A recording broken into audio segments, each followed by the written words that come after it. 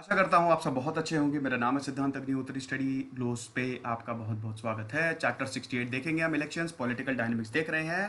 किताब खत्म होने वाली है। ट्विटर पे मैं आ गया हूँ, ये रही मेरी आईडी, मुझे फॉलो करिए। स्टडी ग्लोस हमारा टेलीग्राम चैनल है। जैसे ही लेक्चर आता है तुरंत पीडीएफ आपको यहाँ पे मिल जाएगी। दोस्तों, इलेक्शंस की बात करते हैं। आपको पता है आर्टिकल 324 से लेकर 329 तक, अब ये मैं आपको ऑलरेडी बता ही चुका है। इलेक्शन कमीशन पे मेरा पूरा सेपरेट लेक्चर है। पार्ट 15 में ये क्या प्रोविजंस देता है? सबसे पहले तो इलेक्शंस होंगे भारत में, प्रेसिडेंट के भी इलेक्शंस होंगे, वाइस प्रेसिडेंट के भी इलेक्शन, कुछ डायरेक्ट इलेक्शन है, कुछ इनडायरेक्ट इलेक्शन है।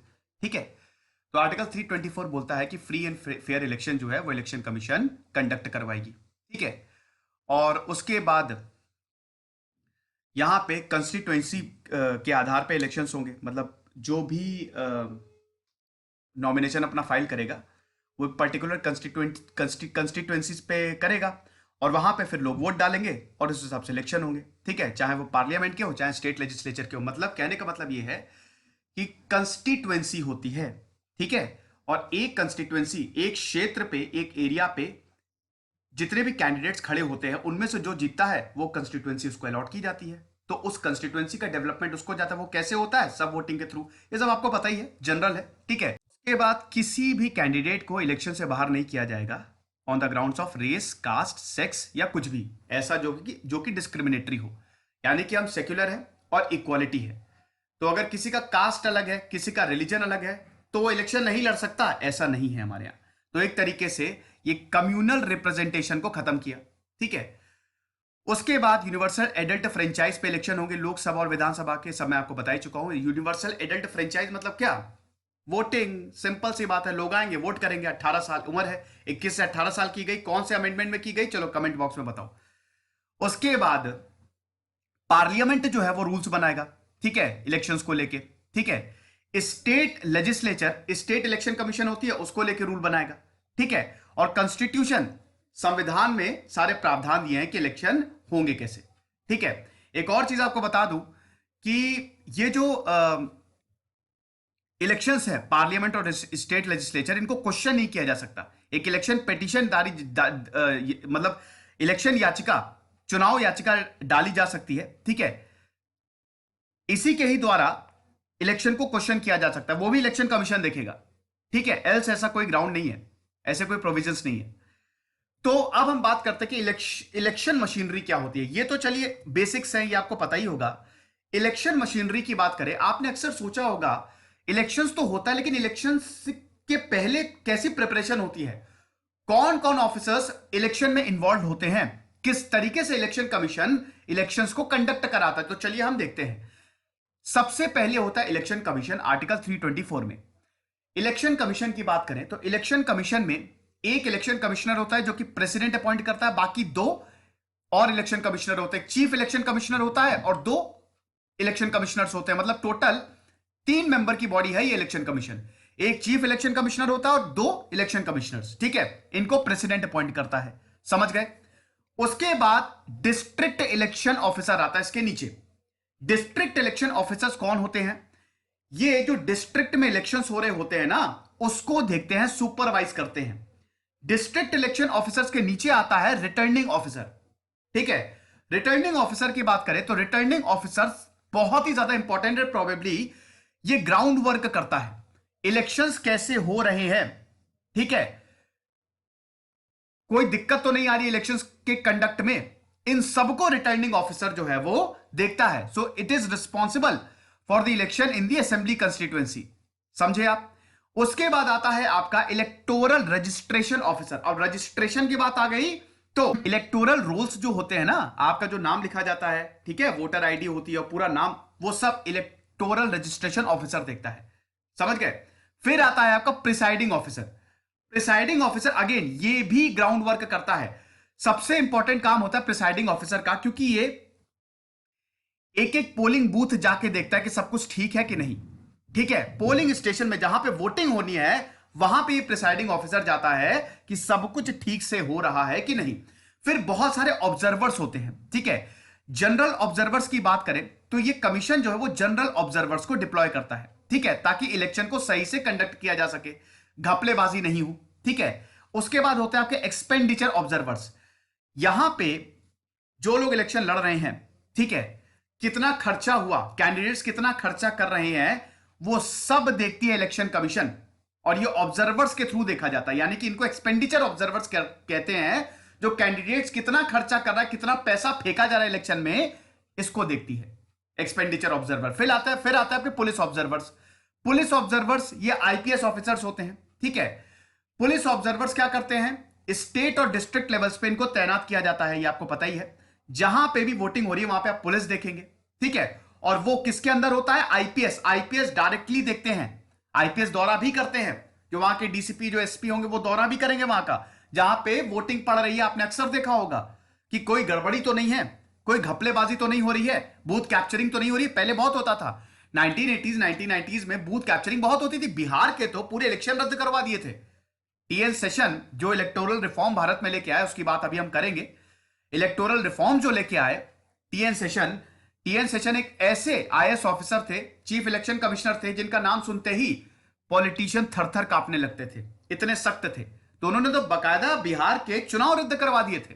इतनी ज्यादा घपलेबाजी हुई थी, बूथ कैप्चरिंग और सब कुछ, रातों रात वोट बदल दिए जाते थे, ठीक है। तो ये ना हो, इसके लिए ऑब्जर्वर्स को नियुक्त किया जाता है। और ये सब इसीलिए हो रहा है, इतनी सारी चीजें पहले नहीं थी, ठीक है। ये सब इसीलिए हो रहा है ताकि इलेक्शन अच्छे से करवाए जा सके। फिर अवेयरनेस ऑफिसर, ये 2014 में पहली बार ये एक्सपेरिमेंट किया गया। देखिए, इलेक्शन कमीशन बहुत सारे जो चीजें हैं उनको बताती है, ठीक है। वोटर्स को क्या करना है, कैंडिडेट्स कौन कौन, बहुत सारे रूल्स एंड रेगुलेशंस होते हैं इलेक्शन कमीशन के, ठीक है। तो ये अवेयरनेस ऑब्जर्वर्स क्या करते हैं, लोगों को बताते हैं, वोटर्स को बताते हैं, जो लोग वोट डालने आ रहे हैं। तो 2014 में हुआ, तो तब से चलता चला आ रहा है।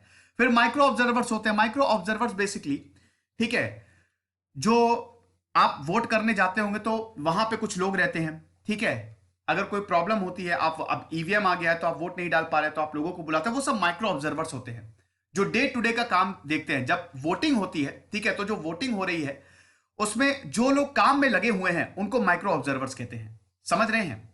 ये छोटे लेवल पे काम करते हैं। छोटे लेवल का मतलब क्या है, ये पोलिंग स्टेशन में इनका काम होता है। जैसे कि स्कूल में वोटिंग होनी है तो वहां पे जितने लोग होंगे वो माइक्रो ऑब्जर्वर्स हो गए, जो वोटिंग करा रहे हैं। आप समझ रहे हैं? तो ये चीज है। फिर उसके बाद कुछ असिस्टेंट एक्सपेंडिचर ऑब्जर्वर्स होते हैं, ठीक है। ये वही एक्सपेंडिचर, खर्चे को देखते हैं, ठीक है, और इवेंट्स को वीडियोग्राफ करते हैं। वीडियोग्राफी होती है बाकायदा, ताकि अगर कुछ भी, देखिए जब इलेक्शंस होते हैं ना तो उसकी वीडियोग्राफी भी होती है। अगर कोई भी प्रॉब्लम हो रही हो, कुछ ऐसा लग रहा हो कि इलेक्शंस में गड़बड़ी है, तो तुरंत कंप्लेन की जाए, निरस्त किया जाएगा। कई बार पोलिंग स्टेशन पे जो वोटिंग होती है उसको खत्म कर दिया, निरस्त कर दिया जाता है, क्योंकि वहां पे गड़बड़ी की कंप्लेंट्स आती हैं। उसके बाद इलेक्शन प्रोसेस क्या होता है, ठीक है। ये तो हमने बात कर ली इलेक्शन मशीनरी की, समझ में आ गया। इलेक्शन प्रोसेस क्या होता है, इलेक्शन प्रोसेस की बात करें दोस्तों, तो लोकसभा और विधानसभा के इलेक्शंस कैसे होते हैं, 5 साल पे होते हैं, ठीक है। लोकसभा और राज्यसभा का जो टेन्योर होता है 5 साल का होता है, लेकिन उससे पहले भी इलेक्शंस हो सकते हैं। अब गठबंधन की सरकार है, एक ने सपोर्ट वापस ले लिया, सरकार गिर गई, इलेक्शन होंगे। प्रेसिडेंट को गवर्नर डिसाइड करते हैं कब इलेक्शन करवाने हैं। कभी कभी सरकार है वो खुद ही अपने आप को, मतलब खुद ही वो कहती है कि पहले इलेक्शन करवा दो, ठीक है। वो प्रेसिडेंट को बोल सकती है, गवर्नर को बोल सकती है, तो ऐसा होता है। तो हर 5-5 साल में, उससे पहले भी इलेक्शन हो सकते हैं। अब एक बार जैसे ही विधानसभा भंग हुई या लोकसभा भंग हुई, तुरंत इलेक्शन कमीशन एक्शन में आता है, ठीक है। कमीशन जो है तुरंत शेड्यूल अनाउंस करता है कि अगले इलेक्शन कब होंगे। आप समझ रहे हैं? और यहां पे जैसे ही इलेक्शन कमीशन अनाउंस करेगा कि इलेक्शंस होने वाले हैं, जो कैंडिडेट्स हैं वो अपने नॉमिनेशंस फाइल करेंगे। इलेक्शन कमीशन नोटिफिकेशन निकालता है, शेड्यूल, कि इस समय पे इलेक्शन होंगे। जैसे ही पॉलिटिकल पार्टीज को पता चलता है, पॉलिटिकल पार्टीज के जो कैंडिडेट्स होते हैं, जो लोग कंस्टिट्यूएंसी से खड़े होंगे, ठीक है, वो अपना नोटिफिकेशन, वो अपना नामांकन, वो अपना नॉमिनेशन फाइल करते हैं। अब सारे कैंडिडेट ने अपना नॉमिनेशन फाइल कर लिया, 2 दिन का वक्त दिया जाता है अगर किसी को अपना नामांकन वापस लेना है। अगर किसी को अपना नॉमिनेशन वापस लेना है तो 2 दिन का वक्त दिया जाता है, ठीक है। एक बार नॉमिनेशन हो गया, उसके बाद क्या करते हैं हम, जो रिटर्निंग ऑफिसर होता है, रिटर्निंग ऑफिसर जितना भी नामांकन आया है, जिन कैंडिडेट्स ने नामांकन दायर किया है, उन पे फिर बकायदा देखता है उनको कि सब कुछ ठीक है कि नहीं, इलेक्शन लड़ने लायक है कि नहीं ये लोग, ठीक है। और उसके बाद जब ये पूरा प्रोसेस हो जाता है नामांकन का और सब कुछ, फिर उनको 2 हफ्ते मिलते हैं कि जाके जितनी कैंपेनिंग करनी है कर लो, और उसके बाद इनकी कैंपेनिंग शुरू होती है, ठीक है। कैंपेनिंग, अब इलेक्शन के 48 घंटे पहले सब कुछ बंद हो जाता है, मॉडल कोड ऑफ कंडक्ट लग जाता है, आचार संहिता, तो आप कुछ भी नहीं कर सकते उसमें, कोई कैंपेनिंग नहीं कर सकते आप। और फिर इलेक्शन होता है, और एक बार इलेक्शन होता है तो रिजल्ट आता है। अब जो भी जीतता है उसमें, जो कंस्टिट्यूएंसी से जीतता है, जो मिनिस्टर्स होता है उनको ओथ दिलाई जाती है, समझ रहे हैं। तो ये चीज, अब कैंपेनिंग का अभी मैंने आपको बताया कि यहां पे जो कैंडिडेट है वो नॉमिनेशन फाइल करेगा, उसको 2 हफ्ते का समय दिया जाता है कि जितनी कैंपेनिंग करनी है कर लो।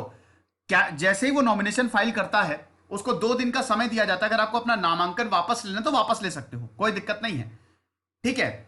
लेकिन यहां पे मॉडल कोड ऑफ कंडक्ट, आचार संहिता में ये लिखा हुआ है कि कैंपेनिंग के दौरान ये कैंडिडेट्स क्या क्या करेंगे, इनके लिए बाकायदा रूल्स है, ठीक है, कैसे पॉलिटिकल पार्टीज और कैंडिडेट कंडक्ट करेंगे। अब इलेक्शन से पहले 48 घंटे पहले सब खत्म हो जाता है, ठीक है। यहां पे हम देखते हैं कि आप कैंपेनिंग नहीं कर सकते, आप देखते हैं ना आचार संहिता लग गई, तो अगर किसी ने कैंपेनिंग कर दी तो उसका इलेक्शन भी रद्द करवा, मतलब उसका नामांकन भी रद्द हो सकता है, ठीक है। ऐसा कई बार होता है वैसे, है ना, आपने देखा होगा कि कई बार इलेक्शन से जस्ट पहले, जब इलेक्शन होने वाले उससे 24 घंटे पहले, क्या 12 घंटे पहले तक जो नेता हैं वो रैली कर रहे हैं, वो स्पीचेस दे रहे हैं, आप किसी के खिलाफ कुछ भी नहीं बोल सकते, अपने एजेंडा को आप नहीं बोल सकते। देखिए पॉलिटिकल पार्टी जो है वो बाकायदा अपना मैनिफेस्टो निकालती हैं, ठीक है। देखिए जैसे ही इलेक्शन शुरू होता है, जैसे ही इलेक्शन की डेट अनाउंस होती है, इलेक्शन कमीशन ने इलेक्शन की डेट अनाउंस की, तो पॉलिटिकल पार्टीज अपना मैनिफेस्टो निकालती हैं, है ना। अब वो मैनिफेस्टो, उसी पे ही जो रैलीज होती हैं वो कंडक्ट करवाई जाती हैं। मतलब जो नेता होगा, जो पार्टी का मैनिफेस्टो है, जो पार्टी ने बताया है, वही बताएगा वो लोगों को कि अगर हम पावर में आ गए तो हम ये करेंगे। जैसे बीजेपी की बात करें, बीजेपी ने बोला कि अगर हम पावर में आ गए तो हम राम मंदिर बनवा देंगे, 370 खत्म करवा देंगे, यूनिफॉर्म सिविल कोड ला देंगे। अब राम मंदिर बन गया, 370 भी हटा दिया। तो बेसिकली मैनिफेस्टो जो होता है वो बहुत ही इंपॉर्टेंट होता है। और ये जो पॉलिटिकल जो कैंडिडेट्स होते हैं, ये अपने पार्टी के मैनिफेस्टो को ही लोगों तक बताते हैं, और यही कैंपेनिंग होती है, ठीक है। ये आप समझे, कैंपेनिंग होती है। लेकिन वही है कि जब इलेक्शन होता है उससे पहले आप कैंपेन नहीं कर सकते। 2 हफ्ते का टाइम मिलता है, जितना कैंपेन करना है करिए। 2 हफ्ते का क्या, वैसे जब तक इलेक्शंस नहीं होते तब तक आप रैली कर सकते हैं, ऐसा कोई नहीं है, ठीक है। लेकिन एक बार यहां पे डेट अनाउंस कर दी गई तब तो फिर आपको थोड़ा सा सतर्क रहना है, समझ गए। तो ये चीज है। उसके बाद जब इलेक्शन की बारी आती है तो बहुत सारे स्कूल्स होते हैं, सरकारी स्कूल में इलेक्शंस होते हैं, बहुत सारे बड़े बड़े स्कूलों में वो पूरा पोलिंग स्टेशन पे उस पर तब्दील कर दिया जाता है, आपने देखा ही होगा, ठीक है। आप अपना वोटर आईडी कार्ड बनवाते हैं, बाकायदा आपका इलेक्टोरल रोल जो है वो प्रिपेयर किया जाता है। अगर आपके पास वोटर आईडी कार्ड है लेकिन आपका नाम जो है वो नहीं है, ठीक है, जहां पे आपको वोट डालने जाना है, जिस भी क्षेत्र में, जहां जिस कंस्टिट्यूएंसी में आपको वोट डालने जाना है, तो अगर आप, बाकायदा पूरी लिस्ट होती है, और अगर आपको उसमें नाम नहीं है तो आप वोट नहीं डाल सकते, ठीक है ना। तो ये सब होता है। उसके बाद फिर वोटिंग जो है, पहले तो ये सीक्रेट बैलेट पे होती थी, लेकिन अभी जो है वो ईवीएम पे होने लगी है। अब ये सुनिश्चित करती है इलेक्शन कमीशन, जो वोटिंग हो, ठीक है, मतलब जहां पे लोगों को वोट डालने जाना हो वो दूर ना हो। अगर दूर होगी तो कोई वोट डालने जाएगा नहीं। अब मान लीजिए आप जहां पे रहते हैं, अब जहां पे वोट डालने जाना वो 10 किलोमीटर दूर, क्या आप जाएंगे? कोई नहीं जाएगा। तो मैक्सिमम 2 किलोमीटर के अंदर होना चाहिए वो, बस। इससे ज्यादा दूर 2 किलोमीटर भी नहीं, 1 किलोमीटर के ही दायरे में होता है जो वोटिंग स्टेशन होते हैं, जो पोलिंग स्टेशन होते हैं, ठीक है। और एक टाइम पे 1500 वोटर्स को डील किया जाता है, समझ रहे हैं। तो ये चीज है, ठीक है। 1500 से ज्यादा वोटर्स नहीं डील करती है ज्यादातर पोलिंग स्टेशन, वरना फिर बहुत ज्यादा हो जाता है, ठीक है। 8 घंटे तक वोट पड़ते हैं, लाइन लगती है, 8 घंटे तक वोटिंग होती है, ठीक है। और उसके बाद पहले बैलेट में होता था, अब ईवीएम्स आ गई, इलेक्ट्रॉनिक वोटिंग मशीन, जिसमें बहुत ज्यादा बवाल उठता रहता है, ठीक है। 2004 में हर जगह इलेक्शन वोटिंग मशीन से ही होने लगे। अभी भी बैलेट पेपर यूज होता है बहुत कम जगह, लेकिन अब हर जगह ईवीएम ही यूज होता है। अब ईवीएम का एडवांटेज क्या है? ईवीएम को हैक नहीं किया जा सकता। अब इस पे मैं किसी दिन सेपरेट लेक्चर बना दूंगा, लेकिन एक चीज आप याद रखिए, ईवीएम को तभी हैक किया जा सकता है जब वो पूरे इलेक्शन कमीशन को खरीद ले, या फिर मशीन उसके पास आ जाए, जो कि इम्पॉसिबल है, लगभग नामुमकिन है, ठीक है। तो इसीलिए ईवीएम की बाकायदा पूरी प्रोग्रामिंग होती है, उसकी कोई नेटवर्किंग नहीं होती है। कभी भी किसी चीज को तभी हैक किया जाएगा जब नेटवर्किंग होगी, जब वो बाहर से कनेक्ट होगा, जब उसमें इंटरनेट होगा ईवीएम में, तो ईवीएम में पूरी इंटरनल प्रोग्रामिंग होती है, चिप से होती है वो पूरी, ठीक है। वो एक अलग टॉपिक है, उस पर हम किसी और दिन बात करेंगे। तो इलेक्ट्रॉनिक वोटिंग मशीन आ गई। अब इलेक्ट्रॉनिक वोटिंग मशीन सबसे बढ़िया बात तो ये है कि वोटिंग बहुत तेज होती है, फटाफट वोटिंग होती है, ठीक है। जैसे बैलेट पेपर में आपको बैठ के 3-4 दिन तक काउंट करना रहता है, ये सब इलेक्ट्रॉनिकली होता है, तो फटाफट काउंट होता है, कौन जीता कौन हारा तुरंत पता चल जाता है।